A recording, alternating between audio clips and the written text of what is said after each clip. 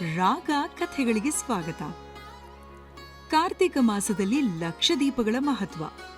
ಸುಮಾರು ದೇವಾಲಯಗಳಲ್ಲಿ ನಾವು ಲಕ್ಷದೀಪೋತ್ಸವ ಅಂತ ಕೇಳಿರ್ತೀವಿ. ಏನು ಈ ಲಕ್ಷದೀಪೋತ್ಸವ ಅಂದ್ರೆ? ಈ ಲಕ್ಷದೀಪೋತ್ಸವಕ್ಕೆ ಪುರಾಣ ಇತಿಹಾಸ ಅಷ್ಟಾಗಿ ಇಲ್ಲ.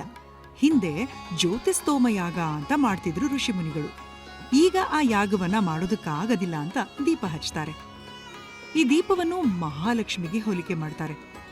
ಮೊದಲು 27 ದೀಪ ಹಚ್ಚಿ 27 ಗ್ರಹಗಳಿಗೆ ಗೌರವ ಕೊಡ್ತಾ ಇದ್ರು.